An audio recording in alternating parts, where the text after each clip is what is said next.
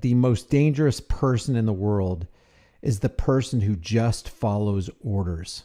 I'm just going to turn my mind off. I'm going to sign my life away, and I'm going to let this person take the driver's seat in my mind, and I'm just going to do what I'm told. And so I call that a conformist. They do what they're told regardless of and with no regard for if what they're doing is right or not. That's a dangerous person. Order followers or conformists is how you get the Nazi SS. It's how you get the Gestapo going door to door and just carrying out the orders of Himmler or Goering or Hitler. That's how that's what happens. That's why cops are beating people on roadsides during traffic stops, because they're just following. You didn't comply with my commands. You didn't roll down my window. You didn't talk when I told you to. You didn't give me your ID. And they think it's okay to just run roughshod over you and jeopardize somebody's life. That's an order follower. I cannot imagine that there's anybody more dangerous than an order follower. So you're either a conformist or you're a moralist. A conformist does what he's told regardless of what is right, and a moralist does what is right regardless of what he's told. And I don't think you're afforded that opportunity in law enforcement. And if you take that opportunity to become a moralist and start asking questions, and you're like, no, I'm not following that order, chief or sarge, because it's wrong to do, I don't think you'll stay a law enforcement officer very long. Same thing with military. Try that in military. Your chain of command gives you an order. They expect you to follow it. And it doesn't matter what the order is. You're a drone pilot, fire on those people in that street corner. They are the insurgents. You don't have time to question it. You just follow orders and you trust that, okay, they're insurgents. Those are the orders that a higher command in China or Russia, if they invaded America, would give to their soldiers to off us on a street corner.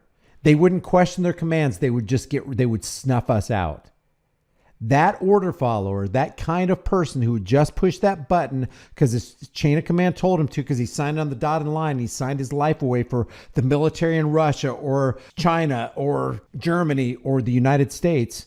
And he said, you know what? I'm signing my life away. My life is no longer my own. Click. I've just turned my mind off, and I'm going to do what I'm told. Doesn't matter what the fallout is. Let me give you my view of the military. Highly decorated Major General Smedley Butler for the U.S. Marines back in the 19 teens through the 1930s, I think, through 1930 something. I can't remember, but he was in the military for a long time. I'm going to read you some quotes from him. But before that, I just want to say, here's my view of thank you for your service. I really believe in my heart of hearts that people who signed up to be military men did it because they believed the propaganda. They believed their Army, Navy, Air Force, Marines recruiter who said, hey, you're fighting for democracy. You are fighting for American freedoms. If we don't go out there and combat the enemy, then America falls. I really believe that they had the right intention, the right motivation. But I also believe that when they got, because I've heard this from a lot of military guys, never from a military woman, always from military men.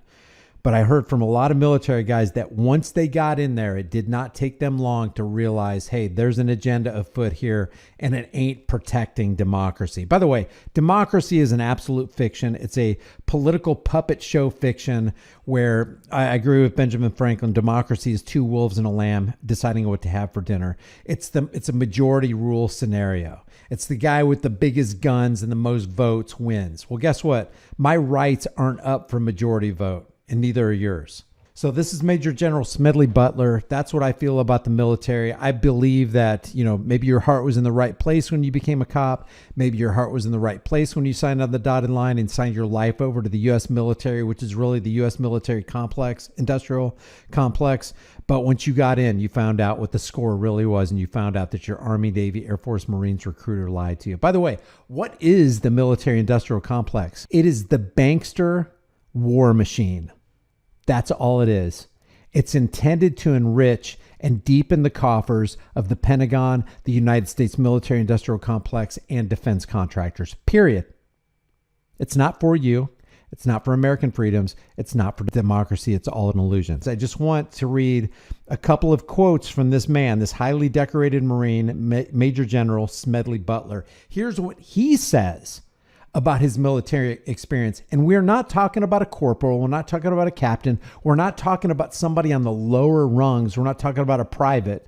We're talking about a major general, highly decorated. He said, this is in a book called War is a Racket. It's basically a booklet. It's like less than 70 pages. You could read it tonight in an hour or two. But here's what he said. I spent 33 years and 4 months in active military service, and during that period, I spent most of my time as a high-class muscle man for big business, for Wall Street and the bankers. In short, I was a racketeer, a gangster for, I would say, corporatism. I helped make Mexico and especially Tampico safe for American oil interests in 1914. I helped make Haiti and Cuba a decent place for the National City Bank boys to collect revenues in. I helped in the raping of half a dozen Central American republics for the benefit of Wall Street. I helped purify Nicaragua for the international banking house of Brown Brothers from 1902 to 1912. That's a whole decade, guys. I brought light to the Dominican Republic for the American sugar interests in 1916. I helped make Honduras right for the American fruit companies in 1903. In China in 1927, I helped to see to it that Standard Oil went on its way unmolested. Looking back on it, I might have given Al Capone, the gangster, a few hints. The best he could do was operate his racket in 3 districts. I operated mine on 3 continents. So he wasn't working for the American people. He was working for big business. He was working for Wall Street. He was working for the bankers, and he was working for the sugar companies and the oil interests. That's what a major general said. Keeping everything in perspective in this live stream, do you think it would be appropriate for anybody to walk up to Major General Smedley Butler when this is his view of his military experience and thank him for his service? I would say that thanking Major General Smedley Butler for his service without knowing what his service really was is highly ignorant. I'm not saying people are stupid. We're all ignorant of a lot of things. And I understand being propagandized and thinking that this guy in front of you is a hero, but he wasn't a hero for America, not according to Smedley Butler, not in his own words. He was a hero for the Wall Street banksters. He was a hero for big business. He was a hero for the sugar companies, for Brown Brothers, and for the American oil, Standard Oil. He was not serving the interests of the American people. He was serving the interests of the military-industrial complex and the politicians and the lobbyists who probably got kickbacks from all these escapades. Do you realize we have hundreds upon hundreds upon hundreds of United States military bases in over 130 countries? It's ridiculous how much money we spend for them. He says war is a racket. It always has been. It is possibly the oldest, easily the most profitable, surely the most vicious. It is the only one international in scope. It is the only one in which the profits are reckoned in dollars and the losses in lives. I don't know if you've ever heard this quote right here, but this is from a guy named Henry Kissinger. This is attributed to him anyway. And based on his actions, this is what he would think about military men. But have you ever heard this? Because whether he said this or not, this is the view of everybody in the high chain of command in the military. This is the view of the military industrial complex. This is the view of the political parasites. And this is the view from the elites who sit behind the curtain of every person who signs on the dotted line. Dumb, stupid animals. And you know what? To prove that they think you're dumb, stupid animals when you sign on the dotted line for the military industrial complex, they give you these metal things to put around your neck. And what did they call those metal things? They don't call them people tags. They don't call them human tags. What do they call them? What do they really consider you?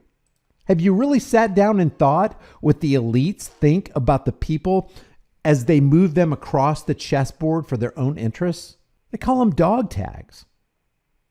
There's a reason for that. Politics is the clever and deceptive art of using euphemisms, lies, emotionalism, and fear-mongering in order to dupe average people into accepting and demanding the chains of their own enslavement. And the military is part of that. The propaganda machine is part of that. We have been lied to about what our military is actually doing. It's not for national defense. When you speak against it, you're not speaking against the interests of national security, Like fake stream CIA infiltrated Operation Mockingbird, MK Ultra Media tries to spin it.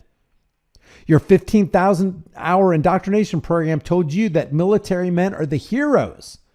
Well, yeah, in a sense they are the heroes, but they're not your hero. They're the hero of the banksters. They're the hero of the Federal Reserve. They're the hero of the money masters and the big oil interests. Smedley Butler said, I spent 33 years and 4 months in active military service as a member of this country's most agile military force, the Marine Corps. I served in all commissioned ranks from second lieutenant to major general. And during that period, so he went through the entire ladder. I spent most of my time being a high-class muscle man for big business, for Wall Street, for the bankers. In short, I was a racketeer, a gangster for capitalism. He said, to summarize, 3 steps must be taken to smash the war racket. Number 1, we must take profit out of war. As long as there are profits in war, there will be little incentive for peace. Peace does not make defense contractors money.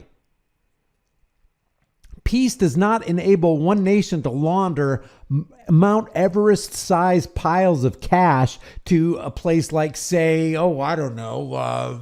Ukraine. Think FTX and Sam Bankman-Fried, who, by the way, is probably in the Bahamas sipping on a margarita. But Ross Ulbricht is behind bars for some reason. We must permit the youth of the land who would bear arms to decide whether or not there should be war.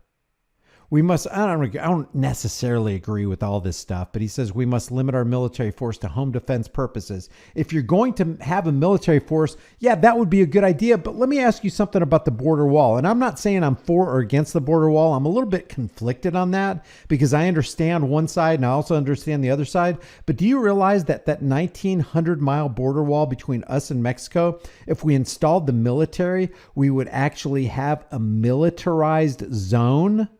Like the DMZ, think between North Korea and South Korea, we would have a militarized zone on our southern border. Are you comfortable with the military industrial complex who hates your guts, who embroils themselves in the racket called war, not for your benefit, but for the benefit of the Wall Street bankers? Or do you want that kind of force to be on our southern borders? Because they're not just there to keep people out. They would also be there to keep people in. I'm not sure I'm entirely comfortable with that. What exactly is the answer there? I think it can be found not in the halls of the status and government. I think it can be found in the halls of the free market, fueled by free association and private property rights. With regard to the recruiter aspect, here's what Smedley Butler says, beautiful ideals were painted for our boys who were sent out to die. This was the war to end all wars. This was the war to make the world more safe for democracy. No one told them that dollars and cents were the real reason. No one mentioned to them as they marched away that their going and their dying would mean huge war profits, because every man becomes basically a representative for the war machine. He becomes an agent of the military industrial complex or the defense contractors. He's the one that's going to drop the bomb from his warplane. He's the one who's going to push the button and launch the rockets from that nuclear sub or from that Predator drone. And every one of those launchings, like a Tomahawk missile, last I heard, $1.2 to $1.4 million just for the base Tomahawk missile. So every time they launch a missile, $1.4 million. Ka-ching, ka-ching. Every time they pull that trigger and release that ammunition through that barrel, ka-ching, ka-ching. And the more they can pull that trigger and the more they can drop their bombs, the more planes they can make and the more destruction and the more profits. No one told these American soldiers that they might be shot down by bullets made by their own brethren here. No one told them that the ships on which they were going to cross might be torpedoed by submarines built with United States patents. They were just told that it was going to be a glorious adventure.